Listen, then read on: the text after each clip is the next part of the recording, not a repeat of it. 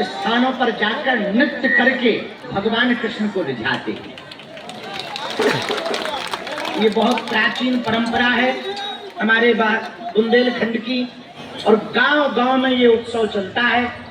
बागेश्वर धाम पर हर साल हजारों गांव के लोग दीपावली के एक दिन बाद बैठ जा जगत जन्म हर खड़ी हो जात माता को कर्जा ले रखो कम। दीपावली के एक दिन बाद हर साल हजारों गांव के ग्वाल बाल मौनिया नृत्य करने के लिए बागेश्वर बालाजी के दरबार में आते हैं। हमको प्रसन्नता इस बात से है कि हमारे भी गांव में गठिया बंधी जो मौनिया नृत्य होते हैं, इनकी गांठ बंधती है।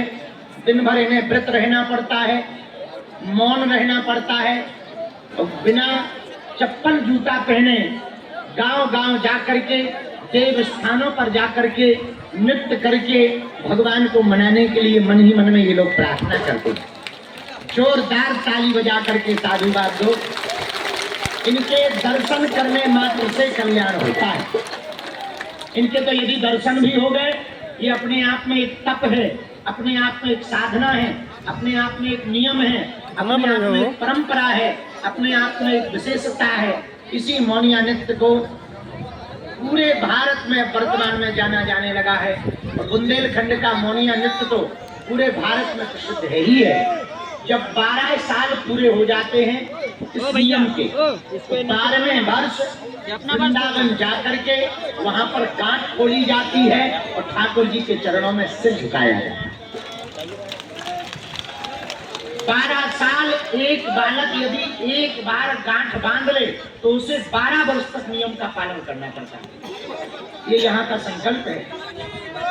और एक साल यदि किसी ने गांठ बांध ली तो उसे 12 वर्ष तक नियम का पालन करना पड़ता, मौन धारण करना पड़ता।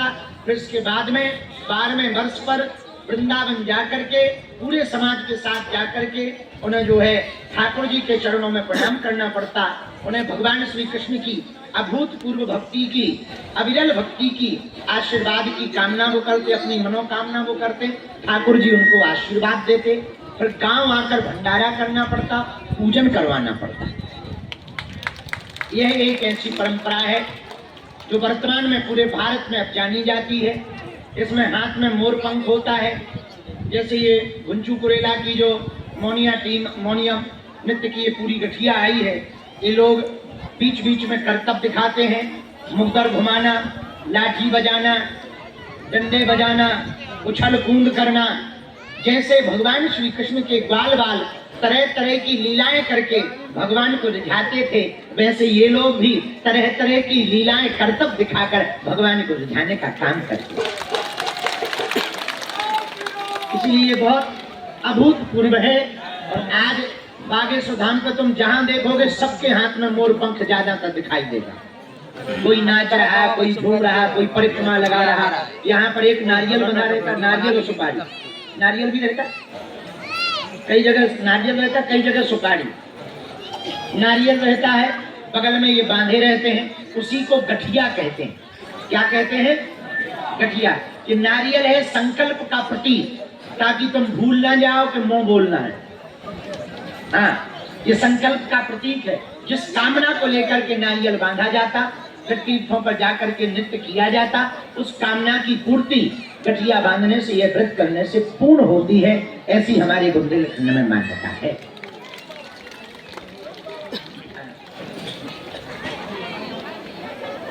इसको मोर पंख कहते हैं, लेकिन मोर पंख